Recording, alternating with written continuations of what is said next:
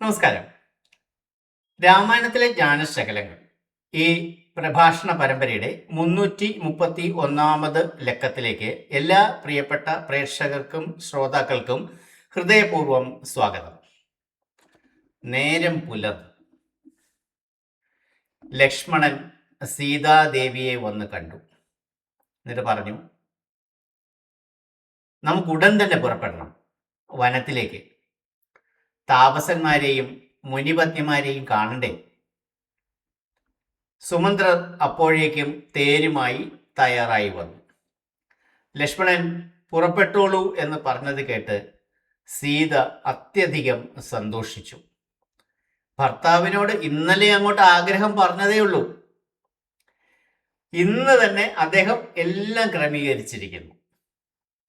എൻ്റെ ആഗ്രഹം സാധിച്ചു തരുന്നതിന് എൻ്റെ ഭർത്താവിന് യാതൊരു താമസവുമില്ല. ഒരു മുടക്കവും അദ്ദേഹം വരുത്തിയില്ലല്ലോ.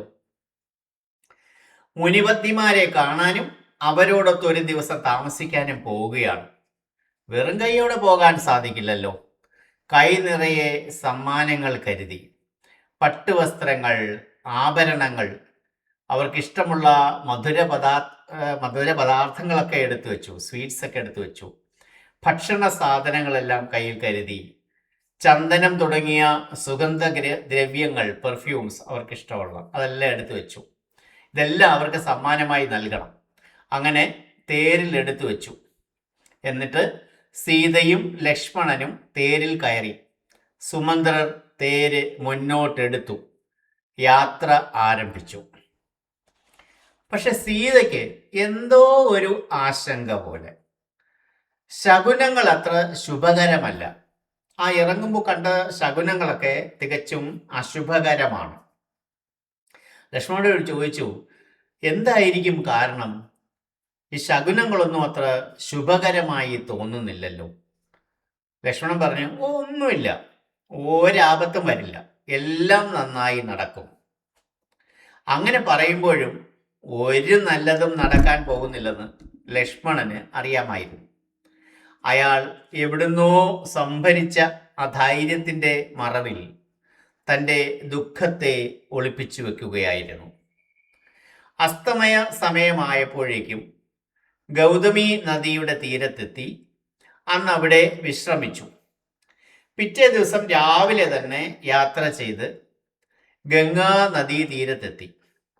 ഗംഗാ നദീ തീരത്തുള്ള കൊടുങ്കാട്ടിൽ ഉപേക്ഷിക്കണമെന്നാണ് അനുജന് നിർദ്ദേശം നൽകിയിരിക്കുന്നത്. ആ ജ്യേഷ്ഠൻ എവിടെ ഉപേക്ഷിക്കണമെന്ന് പറഞ്ഞുവോ ആ സ്ഥലം ഏതാണ്ട് അടുത്തിരിക്കുകയാണ്. ഗംഗാനദി കടക്കുന്ന വേളയിൽ തന്നെ ലക്ഷ്മണന് സങ്കടം സഹിക്കാനാകുന്നില്ല, വിഷമം അടക്കാനാകുന്നില്ല. അയാൾ വാവിട്ട് ഉറക്കെ പൊട്ടിക്കരയുകയാണ്. സീതയ്ക്ക് ഒന്നും മനസ്സിലാകുന്നില്ല. അനിയ, നീ എന്തിനാണ് കരയുന്നത്? നീ ജ്യേഷ്ഠനെ പിരിഞ്ഞ് വന്നതുകൊണ്ടാണോ? 2 ദിവസം പോലും അദ്ദേഹത്തെ പിരിഞ്ഞിരിക്കാൻ, അദ്ദേഹത്തെ കാണാതിരിക്കാൻ നിനക്ക് കഴിയുന്നില്ലേ? എൻ്റെ കാര്യം നോക്കൂ, ഞാൻ 1 വർഷമാണ് അദ്ദേഹത്തെ കാണാതെ മാറി നിന്നത്. നിനക്ക് ഇത്രയ്ക്ക് വിഷമം ഉണ്ടാകുന്ന എന്താണെന്ന് അറിയാമോ? നീ ഇതുവരെ അങ്ങനെ മാറി അദ്ദേഹത്തിൻ്റെ അടുത്ത് നിന്നും നീ അങ്ങനെ മാറി നിൽക്കാത്തത് കൊണ്ടാണ്. സാരമില്ല, സീത ആശ്വസിപ്പിക്കുകയാണ്. 1 ദിവസത്തെ കാര്യമല്ലേ ഉള്ളൂ.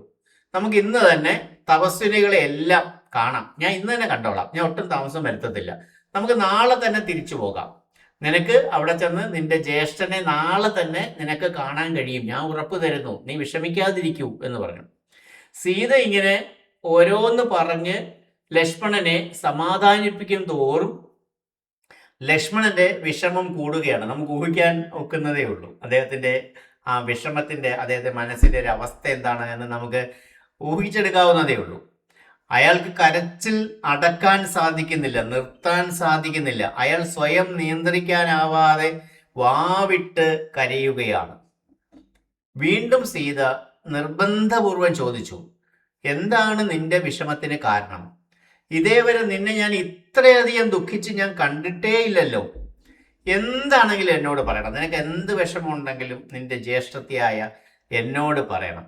നീ അറിവുള്ളവനല്ലേ, നീ എന്തിനിങ്ങനെ വിഷമിക്കുന്നു? നീ ധൈര്യമായിരിക്കൂ. ഇങ്ങനെയൊക്കെ പറഞ്ഞു.